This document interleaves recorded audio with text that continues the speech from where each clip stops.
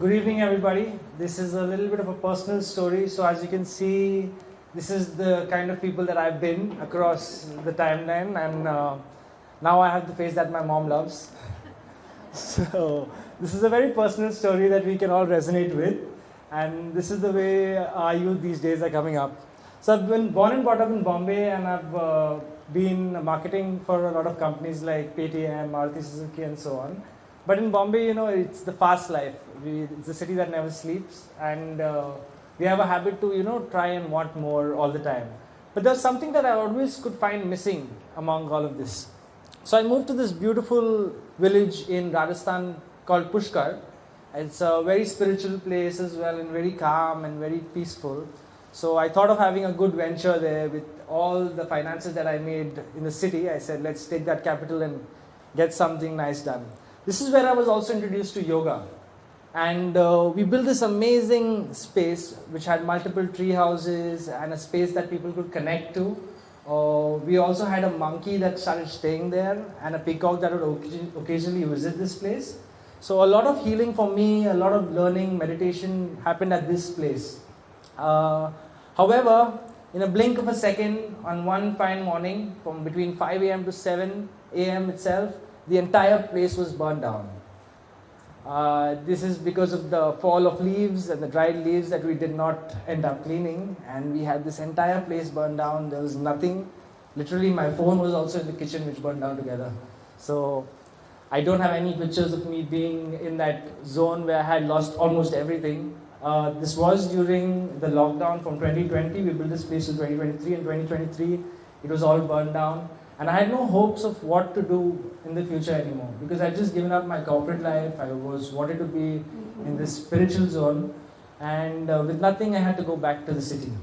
I spent a lot of time in the city trying to imagine what I was supposed to do, whether work in a corporate job or look forward to seeing what yoga could do for me. It took some time, though it was just a period of 2 months. It felt like it was longer, with no direction. I got an opportunity to go back to Pushkar as a volunteer this time. So I was volunteering at Heavenly Spa in Westin and a local place as well, trying to teach yoga. And surprisingly, without a property, I was making even more money. Yoga is good business. Free air to supply, no shortage of raw material, right? Good food is something that actually helped me heal. Farm-to-table food is something that we are all looking at these days. But in the village, farm-to-table food is everything. A person from Goa who eats a lot of meat was suddenly introduced to a lot of vegetarian food, and it made me feel really light. Initially I was a little frustrated, but it made a lot of difference. I eventually moved back to Goa, considering that I said if I have to live in a village, let it be my own village. And the peace that Goa brought in my mind, along with the opportunities of business, was really relieving for me. So in Goa, I usually explored the beach as a main source because that's something that we all go to.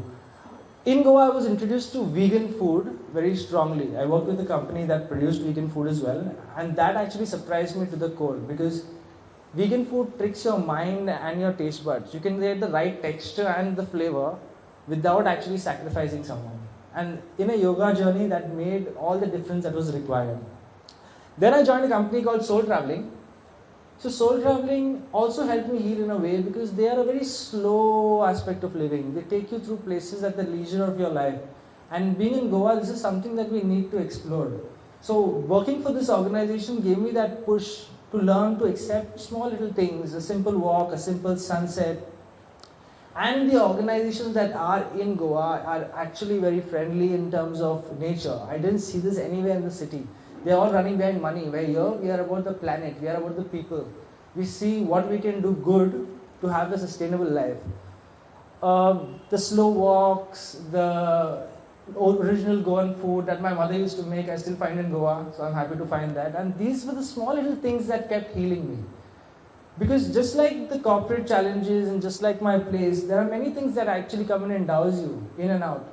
But it's these small little experiences of what you eat every day, how you spend your time. It helps you to actually connect with yourself.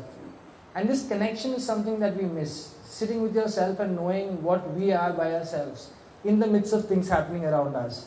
Because things are always going to be happening. So I believe that these experiences that I had, where I could connect with myself, where I could feel one with the world, where I could see my place in the world which I would never see before, these were my moments of healing. And these happened every single day. Each day I saw the full moon, I felt a different energy. On, like we say, Amavas, we feel a different energy. And it changed perceptions of my life. I actually sit home on Amavas. So this picture is something very unique. It's actually about a double slit experiment in which in 2024 it is proved that if you observe light, it behaves differently while we don't observe it. So that means our perception changes our reality. And this is something that I've observed. I can be happy in a situation I observe too. I just need to trust the process in terms of what's going on. I need to know what I want to observe. If I want to observe sadness, I can observe that. If I want to observe peace, I can observe that. So just make sure we trust in a process that we know that is going to give us good, that is leading us to something really great and amazing. Now, I even get happiness in small little things like roaming in Mapsa market with my team and trying to shop. So, earlier it was not that. I wanted something really exorbitant and something very great. But now it's just about having the simple experiences. Getting a little godshare somewhere from someone also makes me a little happy. If my neighbor gives me some food, I'm like, oh, this is the thing. So, just like I said, my journey is not very exorbitant, but it's a personal journey. And what I'm grateful for is everything that we have in life. The sun, the moon, my family. I'm grateful for all of you guys here. Happy to listen to us and being a part of using your evening to listen to all the beautiful stories that we are here to share. That is my journey. Thank you.